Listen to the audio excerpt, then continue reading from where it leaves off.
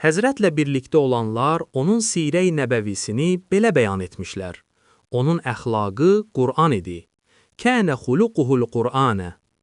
Peyğəmbərin sallallahu aleyhi və alihi və səlləmin təlim-tərbiyə və özünü islah proqramı səmavi kitab olan Qur'an-ı Kərim idi.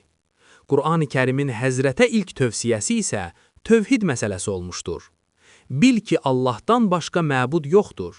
Fə'ləm ənəhu la iləhə illallah.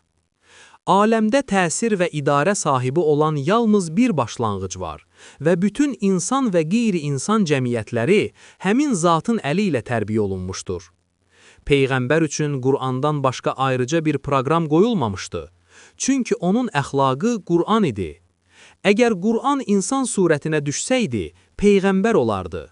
Əgər Peyğəmbər kitab surətinə düşsəydi, Qur'an-ı Kərim olardı. O, Allahın yazılı, kitabi varlığıdır.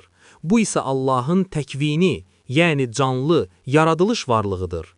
Buna görə biz Həzrətin hər bir halına ədəb və ehtiram göstəririk. Necə ki, onun sonuncu övladının, əleyhissalamın hər bir halına da səlam göndəririk.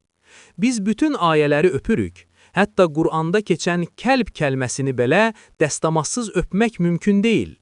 Onların iti də qapının ağzında iki qolunu uzadıb yatmışdı. وَكَلْبُهُمْ بَاسِتٌ ذِرَاعَيْهِ بِالْوَسِيدِ.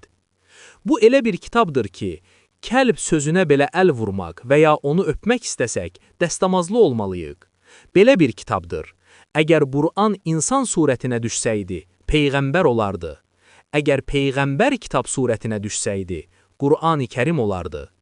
Deməli, əgər biz Peyğəmbərin sallallahu aleyhi və alihi və səlləmin sirəsini görmək, eşitmək və duymaq istəyiriksə, buyurulub, onun sirəsi Qur'andır. Kənə xuluquhul Qur'anə. Qur'anda da uca Allah Peyğəmbərlə ilk olaraq tövhid məsələsini irəli sürmüşdür. Bil ki, Allahdan başqa məbud yoxdur. Fə'ləm ənəhu la iləhə illallah. Şeirdə deyildiyi kimi, əgər təbib dərman versə, o dərmanda şəfa olar. Əgər həbib cəfa etsə, o cəfada vəfa olar. O həm bizim həbibimizdir, həm də təbibimizdir. Məqsəd budur ki, Həzrətin mübarək sirəsi Qur'an-ı Kərimin sirəsidir.